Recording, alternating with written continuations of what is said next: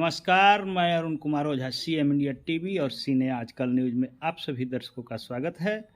मैं अभी संदेश भोजपुर बिहार के चिल्होस पंचायत के चिल्होस गांव में हूं। यहाँ जनसंवाद का कार्यक्रम चल रहा है। इस जनसंवाद में बिहार सरकार के कर्मचारियों द्वारा कई जो सरकारी योजनाएं जो चल रहा है उसके संबंध में जनता को बताया जाएगा और जनताओं की समस्या को लेकर उसका समाधान करने के लिए ये योजना नई तरह से भी बनाई जाएंगी। आइए इसके संदर्भ में यहाँ उपस्थित कई पदाधिकारी हैं, जहाँ मुख्य अतिथि जिलाधिकारी राजकुमार जी के अलावे कई विभाग के, ऊर्जा से लेकर सिंचाई विभाग के, लघु सिंचाई विभाग के भी कर्मचारी यहाँ हैं, प्रखंड स्तरीय कर्मी भी हैं। तो आइए इसके संबंध में मैं जानकारी लेता हूँ।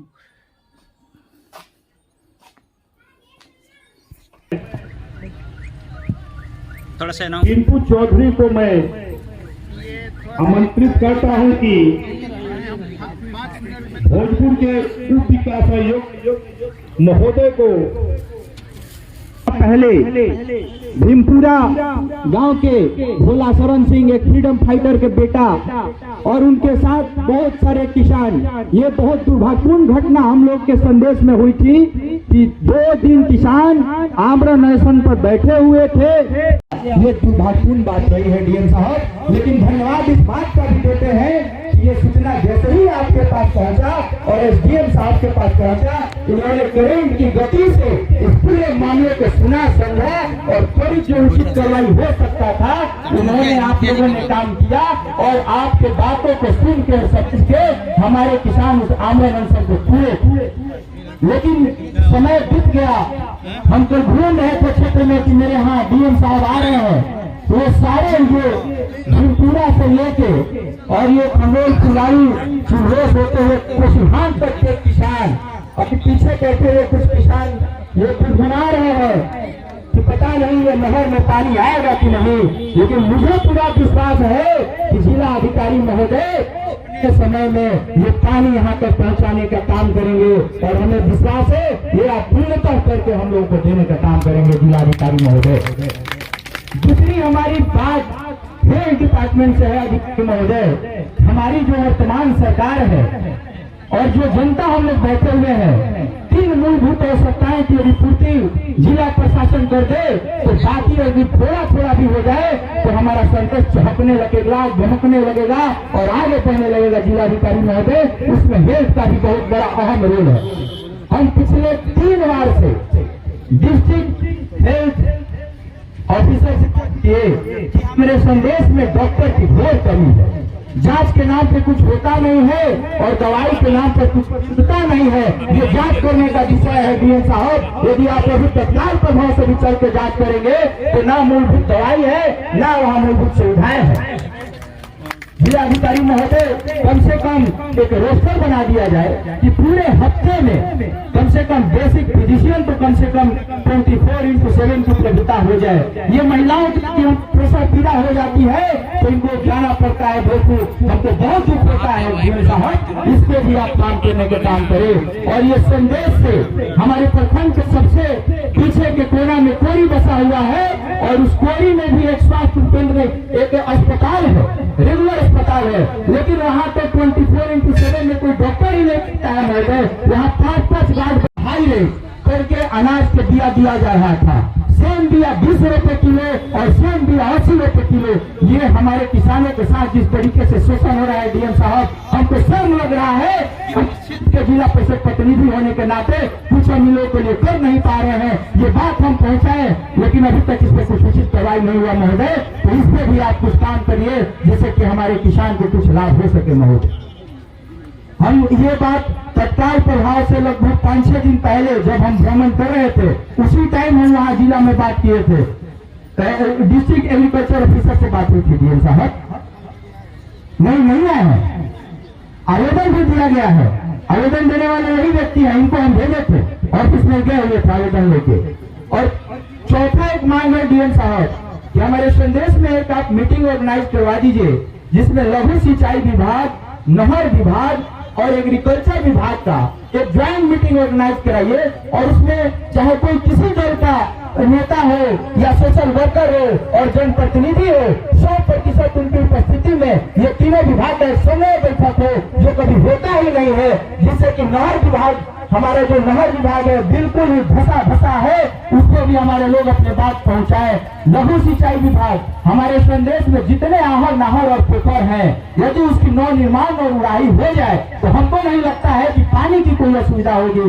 ये भी आप काम करवा दीजिए। और आपसे अंतिम हमारी जो मांग है वो है कि जो आपका ये रॉयल्टी से बालू का पैसा 2% शायद, जो हमको पूरा जानकारी नहीं है, जो एजुकेशन सेक्टर पे खर्चा करना है, तो किस स्कूल में वो बालू का रॉयल्टी से कितना मद खर्चा हो रहा है उसका एक सीधा पट लगा दिया जाए, क्योंकि कोई आ जाए तो देखे और जाने कि ये जो बालू से हम लोग झेल रहे हैं कम से कम उससे हमारे भविष्य के बच्चों का बन रहा है, तो कुछ सह ले और कुछ समझ ले। और अंतिम डिस्ट्रिक्ट फॉरेस्ट ऑफिसर को जो परसों समाप्त हो रहा है उसमें बुला लीजिए डीएम साहब। एसडीएम साहब यहाँ बैठे हुए हैं। हमारे यहाँ नीलगाय और हरिण इतनी है कि हमारे यहाँ अनाज किसान रोपते तो हैं लेकिन अपने घर लाने के लिए नहीं, उन जानवरों को पेट भरने के लिए। तो हम लोग पेट भरते रहेंगे लेकिन हम लोगों के किसान का भी पेट भरना चाहिए, तो हम ये चाहेंगे कि इस पर भी आप कुछ काम करें। ठीक है, धन्यवाद। प्रणाम। आभार प्रकट करता हूँ, उन्होंने हमारे संदेश की धरती पे आकर जितने भी यहाँ आम जनता यहाँ आए हैं उनकी समस्या को सुनेंगे। सबसे पहले हम अभी आईनी हदीन साहेब कहे जाए वो देखने वो सूचना, इस सूचना में लिखल जा तो अभी रैयत अपन जमाबंदी से आधार लिंक करा लो। हम ही पूछना चाहते हैं कि जमाबंदी होगा, नया जमाबंदी होते लिखे, ये पूछा जाओ सीओ साहब से कि अभी नया जमाबंदी होगा, कहाँ से बंद बनाया जमाबंदी, सरकार बंद के जवाब या सीओ साहब बंद के जवाब। 1 नंबर बात। 2 नंबर बात, जितना ही ट्रक चलता रोड पर बालू होता, खनन के जो नियम बा उहे नियम लागू होते, मतलब हम लोग के रोड पर बैठा खनन के जो बिहार सरकार के जो नियम बा वही नियम से बालू खनन को वही नियम से गाड़ी करो। मोटरसाइकिल से हमेशा साइकिल बा चले के रास्ता नहीं थे, लेकिन हम बहुत आधार प्रकट कर इलाहाबाद पर रोड बनाने के प्रस्ताव पारित कर दिए बानी। एक संदेश के जनता को अब जान के समस्या से मुक्ति मिल जाए। 3 नंबर बात से बोले चाहता हूँ कि जितना ही बिजली के पोल गड़ेगा, ये बिजली के पोल पर समुचित ढंग से बहिष्कार नहीं गए, तो जल्द से जल्द माननीय मुख्यमंत्री जी का ये निश्चय पात्र के साथ ये योजना है कि हर एक खेत तक बिजली पहुंच जाए, और उन्होंने लागू कर दिया है। हम लोग अपने मोबाइल के माध्यम से प्रचार करते हैं तो जनता कहती है कि क्या नेताजी का प्रचार कर भाई पोलवा पर, तो समय तनी शर्मिंदा होला। तो ये तरह से ये हम कोशिश करके कहा कि तारवा जल्दी से जल्दी पहुंचाए पोलवा पर कि किसान के जल्दी बिजली मिले आ किसान अपन अनाज दोगुना चौगुना अपन व्यवस्था करा। 4था नंबर बात, हमारे जिला परिषद प्रतिनिधि विकास जी ने ये बात उठाया कि नहर में पानी इंतजाम में हम बहुत अच्छा रहे, मैसेज करते रहे रवा वहाँ आप वहाँ कोशिश किए, लेकिन नहर में पानी नहीं आया। नहर में पानी कब आएगा कि नहीं आएगा, या तो यहाँ बोल के जाना होगा। और बहुत धन्यवाद, बहुत आभार। यही अनुरोध है कि हमारे 100 नंबर वार्ड के आंगनबाड़ी केंद्र पर सब का प्रार्थना करें और बच्चे को अच्छे से सब चीज मिले, और स्कूल भी नहीं है और आंगनबाड़ी की कोई चीज नहीं मिल रहा है, और नल जल का भी काम अच्छा से चले। नाली बन गए है, पानी कहाँ जा रहा है कोई नहीं देख रहा है, लोग सब गाँव में बह रहा है नाली, इसीलिए हमारे तरफ से यही है अनुरोध।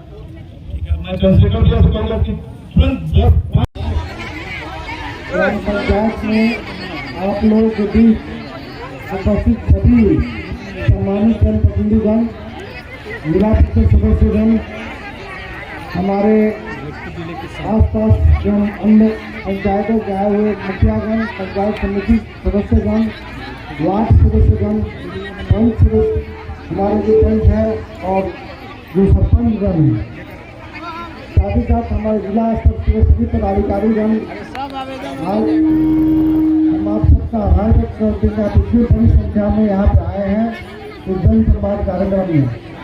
दरअसल ये जन संवाद कार्यक्रम की आवश्यकता क्यों पड़ी, ये जानना जरूरी है।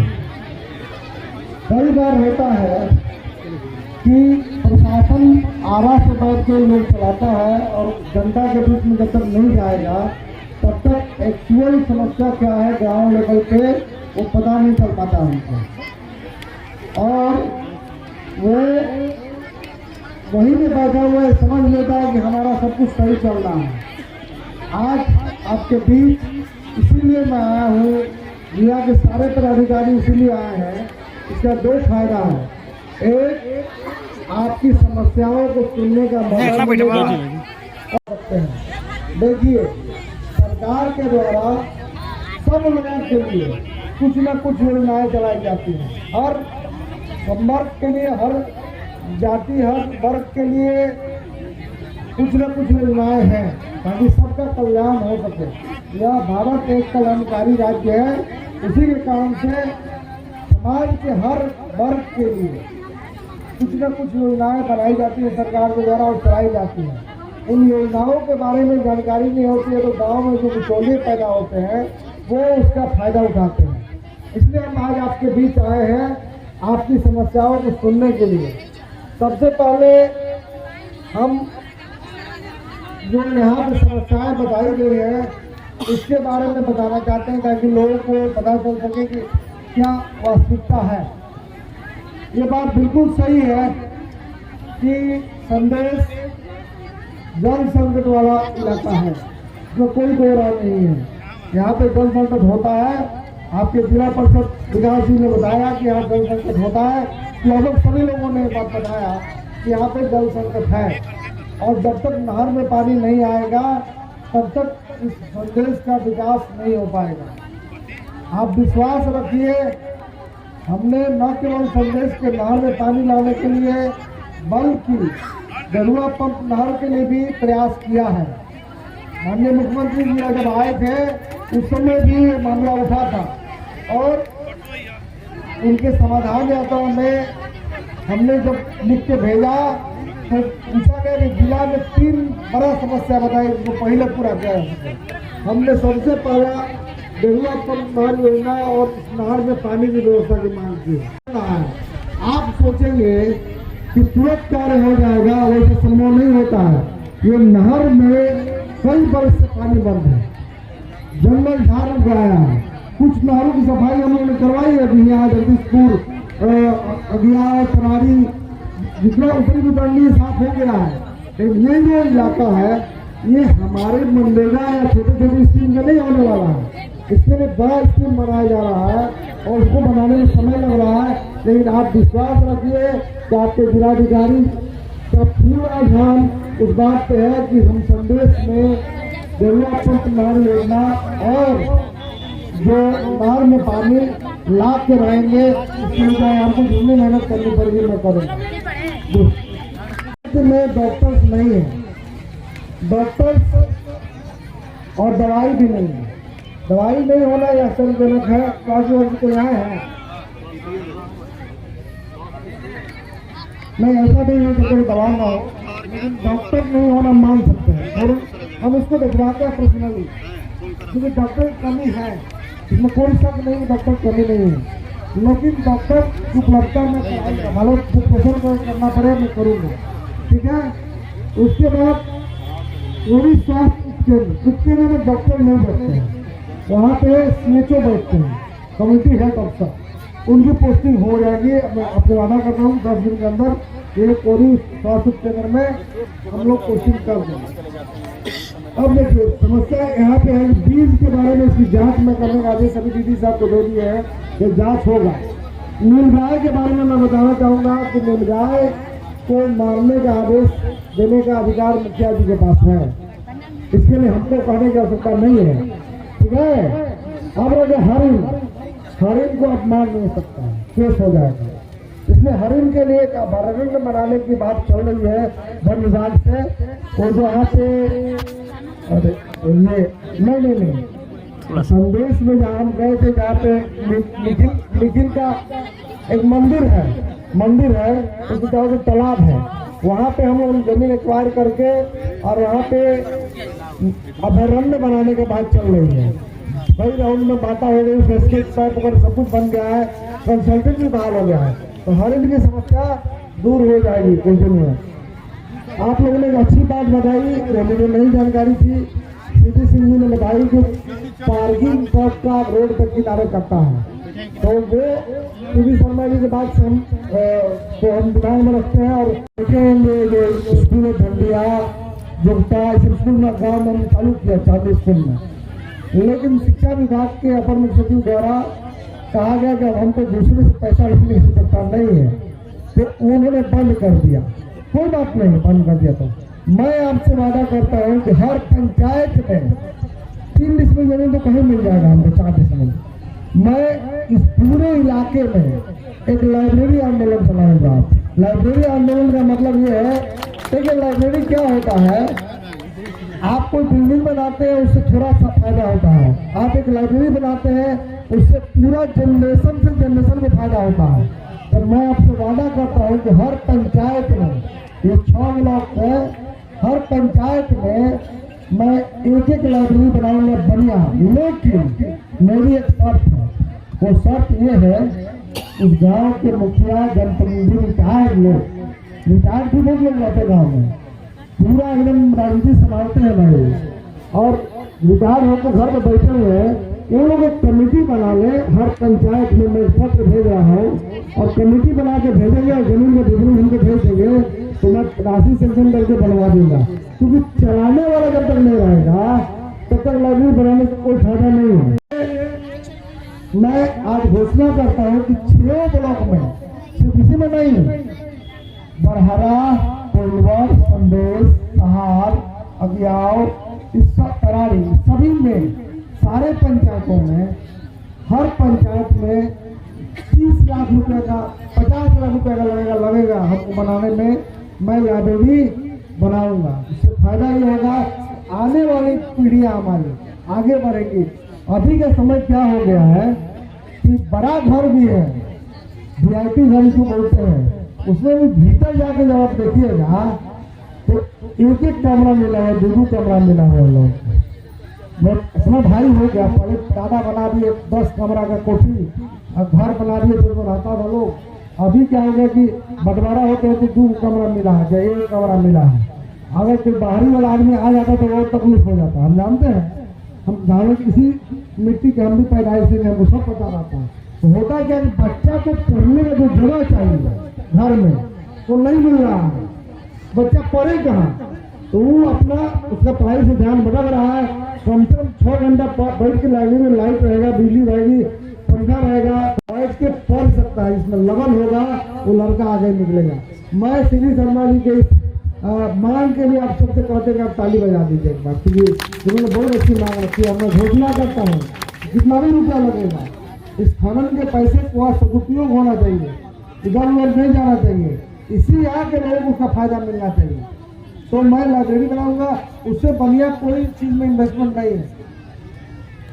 और मैं आता हूँ, देखिए अभी मैं आऊंगा सब मांग के, बिजली के बारे में कहा गया कि खेत में बिजली, कुछ एक आदमी ने उधर से कहा कि 8 घंटा रहता है, 12 घंटा होना चाहिए। कहा एक आदमी कहा कि तार नहीं गया और सही है, सब जगह तार नहीं गया।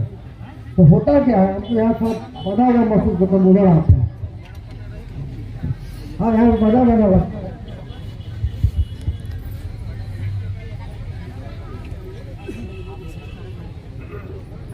तो देखिए होता क्या है, यहाँ पे ठीक रहता, टहलते हुए बतियाने में ठीक रहता है। हम बैठने के लिए नहीं आए हैं, बैठिए। होता क्या है कि बिजली पहले से कितना सुधार हुआ है तो मानेगा ना सब लोग। दिल्ली बिहार सरकार ने इतनी आपको सुधार की है कि अब गांव में भी लोग औरत लोग कह रहे हम चापाकल न चलाएंगे, पंप लगाइए।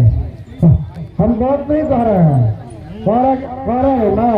तो ये दिल्ली में व्यापक सुधार हुआ है। अब ये योजना पास हुई है हर खेत सिंचाई, यानी हमारा खेत जो है वहाँ तक हमारा बिजली का तार जाएगा। माननीय मुख्यमंत्री जी का सपना है कि हर खेत तक हमारा बिजली रहेगा।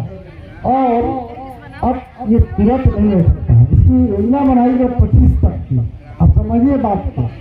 लेकिन हमारे जो MP साहब उन्होंने कहा कि इसको 23 कहा कि ऊर्जा मिनिस्टर है, तो इस काम को हमको 24 तक में पूरा कर देना है। आप लोग विश्वास रखिए कि ये हम सिर्फ के वादा करके भागने वाला आदमी नहीं है। हम पिछला बार भी आए थे, माननीय मुख्यमंत्री जी आए थे, उसमें आए थे ना, तो हम फिर आए और आपको अगले साल एक एक हिसाब देंगे कि आपने ये चीज मांगा था, इन्होंने ये आवेदन दिया, हम कंप्यूटर में लिखवा रहे हैं सबको और उसका एक एक का फॉलो अप कर रहे हैं कि भाई ये काम पूरा हुआ कि नहीं हुआ। तो हम अगले साल फिर छठ के बाद आएंगे यहाँ पे, यहीं पे फिर कैंप लगेगा और आप लोग फिर बुलाया जाएगा और हम आपका विवरण देंगे कि आपने ये कहा था, ये हमने पूरा कर दिया। तो जब हम मिलेंगे तो उसमें हर खेत तक सिंचाई की सुविधा रहेगी। एक बात और बता रहे हैं आप लोगों को, ये 6 रुपये 90 पैसा होता है प्रति यूनिट और बिहार सरकार खेती के लिए कितना पैसा लेती है? लगभग आप जोड़ेंगे तो 50 पैसा, 6 रुपये 40 पैसा पर यूनिट पर सब्सिडी दे रही है किसान भाइयों के लिए। कम बड़ा बात मत पूछिए, हर वाले पे सब्सिडी है। लेकिन जो कृषि में सब्सिडी है वो बिहार में ही है, बाकी कहीं उतना नहीं है सब्सिडी। तो ये मान लीजिए आप कि हम लोग हर साल लगभग कई हजार करोड़ रुपया बिहार सरकार सब्सिडी दे रही है उसको बिजली पर। इसके अलावा आप लोग देखिए, माननीय मुख्यमंत्री जी ने हर बिहार सरकार ने हर सेक्शन ऑफ सोसाइटी के लिए, मतलब हर समाज के वर्ग के लिए कुछ न कुछ योजनाएं बनाई हैं। चाहे समाज के सबसे अंतिम पैदान पर खड़ा अनुसूचित जाति जनजाति का हमारा आदमी हो, चाहे हमारी महिलाएं हो, चाहे बच्चियां हो, चाहे बुजुर्ग हो, चाहे दिव्यांग हो, सबके लिए योजना है। चाहे किसान हो, सबके लिए योजना है। उदाहरण के लिए मैं बताना चाहूँगा कि आज से 15 साल पहले माननीय मुख्यमंत्री जी ने तो उससे महिलाओं के आर्थिक स्थिति में सुधार हुआ। अब महिलाएं आप देखिए, कोइलवर जैसा बिहार में एम्स के बराबर एक ही संस्थान है, वो हमारे यहाँ है, मानसिक आरोग्य संस्थान कोइलवर। पूरे बिहार में कहीं नहीं है, वो एक वो है यहाँ पे। उसमें कौन काम कर रहा है? सिंचाई मशीन का काम सीख के हम लोग पूरे बिहार में भेज रहे हैं कपड़ा। 50 मशीन लगा हुआ है, उसे जीविका दीदी चला रही है। अभी और 150 मशीन हम लगाने जा रहे हैं ताकि 200 दीदी वहाँ काम करे और यहाँ से पूरा बिहार के सारा हॉस्पिटल को कपड़ा हम भेजेंगे। लीजिए कपड़ा। तो कहने का मतलब ये है कि ये उसमें सफाई का काम, उसमें कैंटीन में काम कौन कर रहा है? जीविका दीदियाँ कर रही है। तो जीविका के माध्यम से लोगों के जो महिलाएं हैं उनका आर्थिक समृद्धि आई है। अब तो विलेज ऑर्गेनाइजेशन का बिल्डिंग भी बन रहा है। बिल्डिंग में आज कहा विलेज ऑर्गेनाइजेशन वाला जल्दी बिल्डिंग बनाइए ताकि हमें बैठने का जगह हो जाए। इसे कहते हैं क्रांति।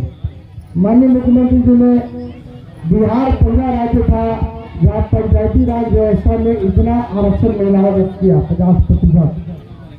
पहली बार लागू है तो सभी घस रहा था, ये क्या हो रहा है, ये कैसे होगा। आज आप देख रहे हैं कि मेरा शहर कौन किया? मुखिया जी की उनके पति मैंने नहीं किया ना, तो कर ही नहीं सकते, उन्हीं अधिकार है करने का। और विकास विभाग इनके साथ आराम हो रहा है, बच्ची है मंदरवाला जैसी की बच्ची है, अनुजा सिंह की बच्ची है, बच्चे नहीं बच्चे हैं और बराबर आवाज में बात होती है। तो कहने का मतलब ये है कि वो बोलने का अधिकार, समझने का अधिकार, समाज में महिलाओं को बढ़ाने का अधिकार। प्लस माननीय मुख्यमंत्री जी ने एक और काम किया जो पूरे देश में हो रहा है, वो ये था कि महिलाओं को 35% रखें। 35 मतलब 100 में 35। पहले एक वो दोनों महिला शिकायत होती थी, कहीं घर में रेड करना होगा तो हम लोग तो खोज के बुलाना पड़ेगा, आओ उसको बुलाया जाए। और भी स्थिति ये है कि आप चौक के यहाँ पर राइफल बने हुए हमारी बहनों को देख सकते हैं कि एकदम सहमत है कि हाँ हम सेवा के लेने के लिए तैयार हैं।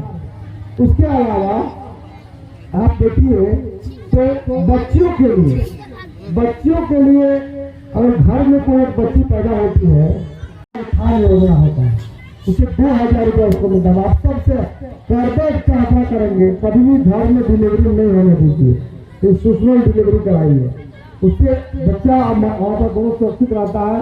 उसके अलावा आपको पैसा भी मिलता है, सुरक्षित माध्यमों के लिए पैसा भी देते हैं हम लोग। अगर पहली बच्ची हुई तो 2000 रुपया हम लोग देते हैं उसको। और उसके अलावा फिर जब उसका आधार बन जाता है तो 1000 रुपया देते हैं। उसके अलावा फिर जब उसका टीकाकरण होने में 2000 रुपया देते हैं। फिर बच्ची जब पढ़ने लगने जाती है तो बिहार पहला राज्य है जहाँ पर साइकिल पोशाक माननीय मुख्यमंत्री ने दिया और देश में लागू हो गया। तो साइकिल पोशाक छात्रवृत्ति सब मिलता है, मैट्रिक करने की छात्रवृत्ति मिलती है, इंटर करने की छात्रवृत्ति मिलती है और ग्रेजुएशन करने पर उससे भी ज़्यादा छात्रवृत्ति मिलती है। तो बच्चियों के लिए बहुत सारे योजनाएं चलाई जाती हैं। उसके अलावा आप देखिएगा अनुसूचित जाति जनजाति के लिए हमारे समाज में सबसे अंतिम पायदान पर खड़े इस समाज के लिए जो बच्चों को पढ़ने के लिए निःशुल्क शिक्षा की व्यवस्था की गई है, छात्रावास बनाए गए हैं, आवासीय विद्यालय बनाए गए हैं, वहाँ उनके बच्चे रहते हैं, पढ़ते हैं और उनको हम 1000 का महीना भी देते हैं, प्लस उनको भोजन भी देते हैं, प्लस टीवी लगा देते हैं, इंटरटेनमेंट के लिए खेल का सामान भी देते हैं। और अगर अनुसूचित जाति जनजाति के बच्ची के ऊपर कोई गैर अनुसूचित जाति के द्वारा अत्याचार किया जाता है तो उसको मुआवजा भी देते हैं। अगर इसकी हत्या हो जाती है दुर्भाग्यपूर्ण ढंग से तो हम नौकरी भी देते हैं, पेंशन भी देते हैं। ये बहुत बड़ा चीज है।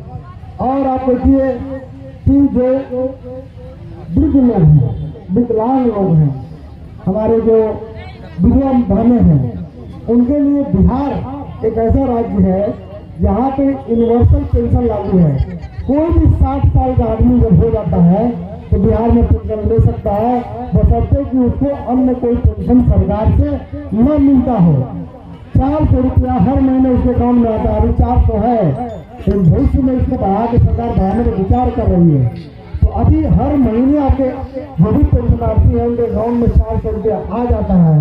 वो एक बुजुर्ग आदमी के लिए बहुत बड़ा। हम पैसे वाले लोग नहीं समझ पाते हैं। जब गाँव में जाकर बैठिएगा तो आपको समझ में आएगा। जब मैं समाज कल्याण में था तो मेरा ही लाया हुआ योजना है मुख्यमंत्री वृद्धजन योजना पेंशन। तो ये बहुत बड़ा स्कीम है जो सरकार का लगभग 400 करोड़ रुपये हर महीने खर्चा होता है, हम लोग देते हैं, राशन जाता है। उसके अलावा आप देखिए कि जो विधवा बहनें हैं उनके लिए भी पेंशन की व्यवस्था है। 40% से अधिक अगर की जो दिव्यांगता है उसके लिए भी पेंशन जाता है। उसके बाद आप अगर इस चीज को देखिएगा, एक बात और बताना चाहेंगे, बहुत कम लोगों को इसमें जानकारी होगी।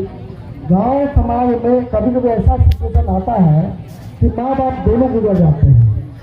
वैसे बच्चों को या तो नाना नानी या तो दादा दादी या तो बड़का पापा या तो चाचा वगैरह पाल पोस के बड़ा करते हैं या बुआ कह रहते हैं, नहीं होता है। लेकिन इनको भी पैसा देने का प्रावधान है। हर महीने 1500 रुपया हम लोग दे सकते हैं। आवेदन अपने CDPO मैडम को दीजिएगा तो 5 हो जाएगा। फिर ज्वाइंट खाता खुलता है बच्चा के साथ। सब सिर्फ एक ही है कि उसको पढ़ाना पड़ेगा, बस इतना ही सब है, कुछ नहीं है। हर साल उसको अगला क्लास में एडमिशन होगा, उसका पैसा मिलने लगेगा। 18 वर्ष तक जब तक नहीं हो जाएगा तब तक उसको 2000 महीना मिलते रहेगा। इस योजना के बारे में आप लोगों को जानकारी बहुत कम लोग है। उसके अलावा देखिए बिहार सरकार द्वारा कई जगहों पर वृद्धाश्रम चलाए जा रहे हैं। अब समाज बदल रहा है, हम सब देख रहे हैं। बेटा अब कोई पूछता नहीं है गार्जियन को, बहुत दिक्कत है समाज में। अगर इस तरह के बुजुर्ग हो जो वृद्धाश्रम में रहना चाहते हो तो वो हमारे जिला में संपर्क कर सकते हैं। उनको रहने की व्यवस्था, खाने की व्यवस्था, सम्मान पूर्वक जीने की व्यवस्था बिहार सरकार द्वारा की गई है, तो उसको कोई दिक्कत नहीं होगी। अब इसके अलावा आप देखिए कई बार क्या होता है कि बच्चा अच्छा कमाता है और गार्जियन को रुपया न देता है पत्नी के चक्कर में, पता है। तो ये होता है, समाज की हकीकत है। तो कहने का मतलब यह है उस बच्चा को हम लोग चाहे, आप एसडीओ साहब का आवेदन दीजिएगा, अगर उसको फिक्स इनकम हो रहा है, मतलब नौकरी कर रहा है कहीं और उसको इनकम फिक्स है तो छुपा नहीं सकता है, उसको पैसा अपने गार्जियन को देना पड़ेगा। बिहार सरकार ने वरिष्ठ नागरिक भरण पोषण अधिनियम बनाया, माता पिता भरण पोषण अधिनियम बनाया है उसके लिए। आप सब जान के खुशी होगी कि बिहार सरकार ने अभी जातीय गणना कराया, पूरे आप लोग का भी हुआ गणना, उस गणना के बाद अभी आरक्षण का दायरा और बढ़ा दिया गया है। तो जो नौकरी में जाने वाले हैं हमारे, अभी युवा पे हम आते हैं, युवा जब कोई बड़ा युवा होता है तो उसके पास 3 विकल्प होते हैं, या तो वो और पढ़ेगा इंटर करने के बाद, या तो वो इंटर करने के बाद पढ़ाई छोड़कर कोई काम के तलाश में जाएगा, या तो वो अपना रोजगार करेगा। यही 3 विकल्प हो सकता है और कोई विकल्प नहीं हो सकता है। तो युवा साथी हमारे खड़े हैं बाहर बांध पे, तो सबसे हम कहना चाहेंगे कि इंटर करने के बाद अगर वो आगे पढ़ना चाहता है तो धनुपुरा में हमारा DRCC केंद्र है, वहाँ पे जाके वो स्टूडेंट क्रेडिट कार्ड ले सकता है। इसमें 4 लाख रुपए तक उसको लोन है जो वो पढ़ाई के लिए इस्तेमाल कर सकता है, गार्जियन को आश्रित होने की जरूरत नहीं है। उसके बाद अगर वो चाहता है कि नहीं हम नहीं पढ़ेंगे, हम काम के तलाश में बाहर जाएंगे, दिल्ली मुंबई जाएंगे, तो उसके लिए 1000 रुपया महीना 2 साल तक देने की व्यवस्था है, स्वयं सहायता निश्चय भत्ता। अगर वो रोजगार लगाना चाहता है, यहाँ एसडीएम साहब बैठे हुए हैं, रोजगार के लिए बहुत सारी लोन स्कीम्स है, PMEGP है, PMFME है, लेकिन बिहार में एक मानसिकता है, लोग सब्सिडी के लिए लोन लेता है। उस सब्सिडी के लोन के चक्कर में पड़िएगा तो जीवन में कभी आगे नहीं बढ़ पाइएगा। इसलिए मेरा मानना है कि जब भी लोन लीजिए, अच्छा प्रोजेक्ट बनाइए, छोटा प्रोजेक्ट बनाइए, 10 लाख का बनाइए, 5 लाख का बनाइए, लेकिन उस काम को बढ़िया से करिए। युवा है, आप जवान हैं, आपके अंदर अगर रोजगार करने का क्षमता है तो लोन और पैसे की कोई दिक्कत नहीं है, उसमें अप्लाई करिए। मुख्यमंत्री उद्यमी योजना, मुख्यमंत्री उद्यमी योजना में 10 लाख रुपए में 5 लाख रुपए सब्सिडी है। हम जीविका के बहनों से भी आग्रह करना चाहेंगे कि आप लोग भी अपने समूह के माध्यम से मुख्यमंत्री उद्यमी योजना में अप्लाई करिए, आपको भी लोन मिलेगा उसका, और 5 लाख सब्सिडी है उसमें। बड़ा उद्योग लगा लीजिए 10 लाख रुपए, और 10 लाख रुपए लगा के आप उद्योग लगाइए। 5 लाख रुपए को सब्सिडी होकर आपका हो गया, 5 लाख धीरे धीरे करके चुका दीजिए। और मेरा वादा है आपको, जिस दिन आप लोन चुका दीजिएगा, बैंक बिना पूछे हुए, बिना किसी बैंक आपको 25 लाख रुपया लोन देगा, 50 लाख रुपया लोन देगा आपके बिजनेस पे देखते हुए। तो आपको मेहनत करना होगा, तभी जाके होगा। एक बात और, जो हमारे किसान हैं उनके बारे में बीज के बारे में बताया, उसको जांच करवा रहे हैं। किसान को 3 ही चीज चाहिए होता है, पानी, खाद और बीज। इस बार भगवान अच्छा बारिश किए हैं, लेकिन अगले बार जब खरीफ की सिंचाई होगी, हम वादा करते हैं आप लोग से कि नहर में पानी रहेगा। हम आपसे वादा करते हैं कि अगले बार चाहे पटना जाके झगड़ा करना पड़े, बिहार में हम करेंगे, लेकिन हमको संदेश में पानी लाना है। चाहे देविया पंप चालू हो, चाहे हमारा वो पंप चालू, नहर चालू हो, दोनों में या दोनों चालू हो, इसके लिए हम लगे हुए हैं, कंटिन्यूस लगे हुए हैं। आप कोई मोबाइल देखता है कि मेरे पास आ जाए, मोबाइल में दिखाते हैं पैसे कितना बार हम प्रधान सचिव को तंग किए इस बात के लिए, और ये निश्चित रूप से होगा। इसके साथ साथ ये जो रोड है, जो पिछली बार हम लोगों ने भेजा था, यहाँ से कुशियान होते हुए कोइलवर, ये इसका एस्टिमेट बन के चला गया है 94 करोड़ रुपए का।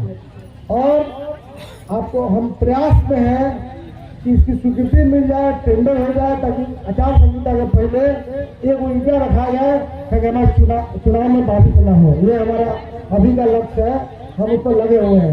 ये रोड बन जाने से आपका पूरा इस इलाके का जो है वो जाम की समस्या हम जानते हैं।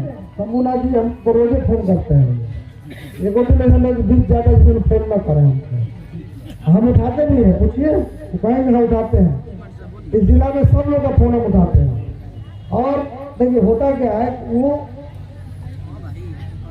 कोई भी काम करने में समय लगता है, तो हम लगे हुए हैं कि वो रोड बन जाए। कई लोग एम्बुलेंस में मर जाता है, हम जानते हैं, हमको दर्द होता है, तो होगा जाम लेता है। अब ट्रक जाता है, ट्रक जैसा है, बीच में जाम लगा दिया, मोटरसाइकिल निकलता है और बाकी सब गाड़ी बंद। मतलब इतनी बुरी स्थिति हो जाती है इस रोड की कि कल्पना नहीं किया। अल्टरनेट रोड बनाया जाना बहुत जरूरी है। और आप सबके लिए हम बताते हैं कि जो वो बिहार से एक रोड और जा रहा है उधर, उसको भी हम बनाने पर लगे। थोड़ा भी रोड खराब है, जब पूरा उधर पहुँचाना तो बन जाएगा, उस पर लगे हुए हैं। अभी इस ब्लॉक के लिए सबसे जरूरी चीज है पानी, और सिर्फ पानी, क्या और कुछ जरूरत नहीं है। हाँ वही बताओ, पानी। आप सब को मैं ये बता देता हूँ कि पहले हम लोगों ने हर घर नल के जल में वार्ड सदस्य लोगों को दिया। आदमी में फर्क होता है, कुछ लोग अच्छा से काम कराया और चल रहा है, कुछ लोग गड़बड़ किया, कुछ जेलों गया, जो गड़बड़ कर जेलों भी बहुत सारा गया है। हम लगातार तैयार कर रहे हैं। तो हम आपसे प्रॉमिस करते हैं कि होली के पहले एक घर में बढ़िया तरीके से पाइप का नल गिरेगा, पीएचडी को दे दिया गया है। 76,000 करोड़ रुपया और खर्चा किया जा रहा है। पीएचडी के पास इसका विशेषता था, पीएचडी से काम होता है तो ये काम नहीं होता। तो सब में टेंडर हो रहा है, क्योंकि पीएचडी में इतना बड़ा काम कभी किया नहीं है। गाँव गाँव में एक आदमी रखना, अगर नलवा खराब होगा, टोटी चुरा के भाग जाएगा तो कौन बदलेगा। अब हम देखे हैं गाँव में, हम घूमते खूब हैं, गाँव में घूमते रहते हैं। अपना घर में उसका टूटेगा तो बदल लेता है, और रोडों में पूछता है उसको, लेकिन हाँ नहीं, वो बेचता है संपत्ति, उसको बेच के खा जाता है। हम देखे हैं तो बेच के खा जाता है उससे। तो वो नहीं हो, सार्वजनिक पानी भी गिरा, वो आप ही का पानी है। पानी बचाइए, पानी अमूल्य है। आप लोग समझ लीजिए, आप लोग में जब कोई गुजरात रहा हो तब पानी का महत्व समझ में आएगा।